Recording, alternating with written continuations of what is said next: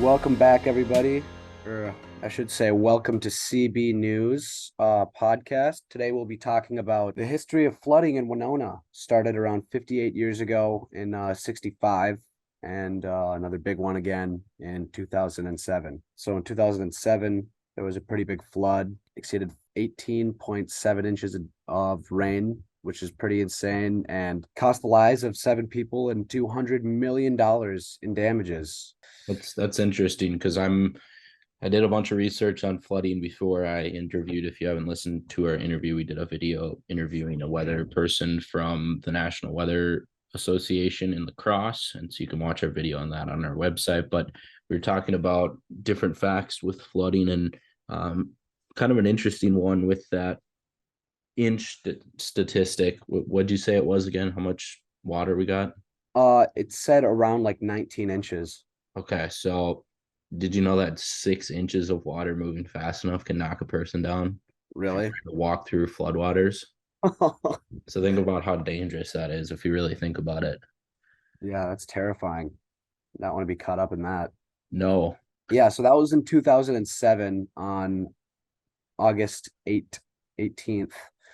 Um, so Winona has a history of flooding, mainly because when we come off of winter, we have all this residual snow, Hmm. and that snow kind of locks in a lot of moisture, and then as it gets rapidly warmer, a lot of the water from the river evaporates and it rains, and then that snow gets released because obviously it melts, and then Hmm. it's kind of creates kind of a little bit of a perfect storm, which creates a really devastating flood. And this year, hopefully we don't have to deal with too much of that, but No, we actually talked about it in the video. He was talking about because with how much snow we had about 2 weeks ago, we got snow and then it was 90 degrees yesterday or 2 days ago. And so we've kind of everyone's thinking, is there going to be flooding? And he was actually talking about how the flooding was supposed to happen and it still hasn't happened. And there's a lot more info in the video, but basically it's not going to be as severe as they really thought, which is good.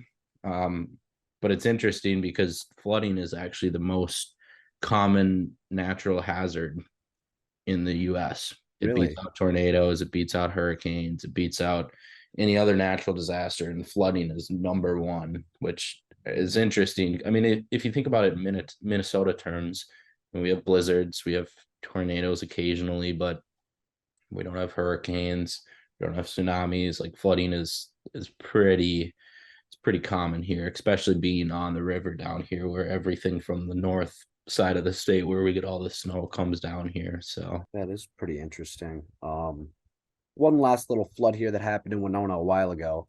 I don't think a lot of people are going to remember this one, but in 1965, there was a pretty big flood. I think the site's saying that it reached the over 20 feet of rain, like wow.